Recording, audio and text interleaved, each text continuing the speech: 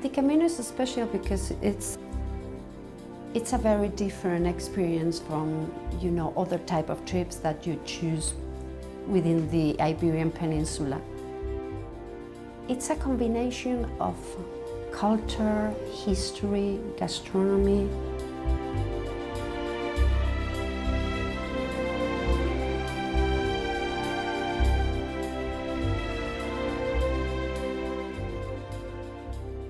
Over the years, over 1,000 of years, people walk in the Camino. That makes it so special. It's incredibly special. It's something that you have to experience by yourself. The Camino de Santiago, people do this for many, many reasons. People do it for health reasons, for social reasons, for religious reasons. You meet hundreds of people along the way from all over the world. My wife had been so kind as to say, what would you like to do for your 70th birthday? And I said, I'd like to go do the Camino de Santiago.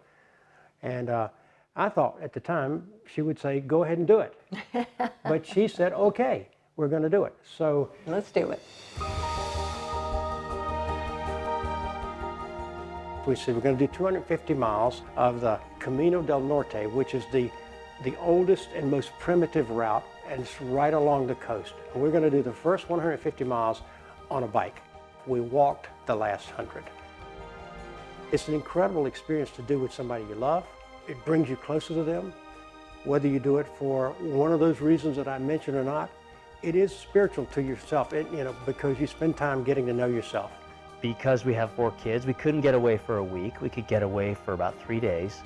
And Carla and Madrid and Beyond organized a trip that started in León and walked to Sarria, I believe, through a beautiful three-day stretch of the Camino that was gorgeous, and it was a real highlight of our trip.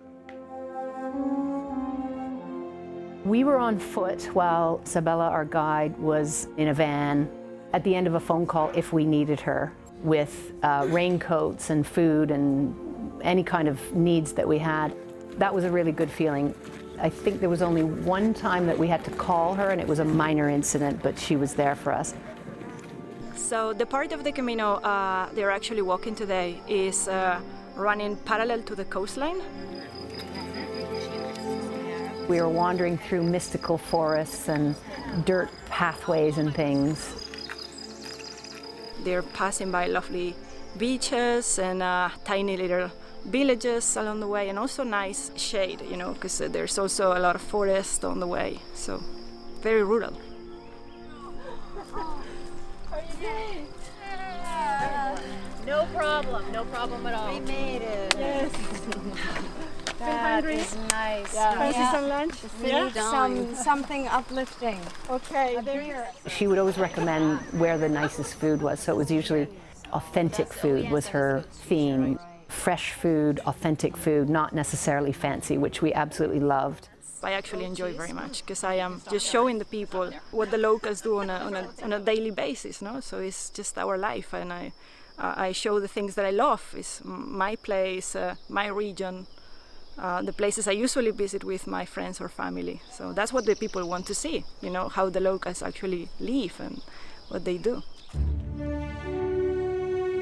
Like the old pilgrims used to do in the medieval times, you can go to the beautiful Fistera, which is the end of the world for the Romans.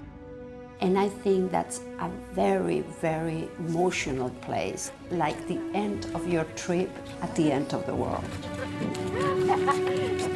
Walking up that final hill, I have to say I was in tears. I know I wasn't the only one, because it's just an incredible accomplishment.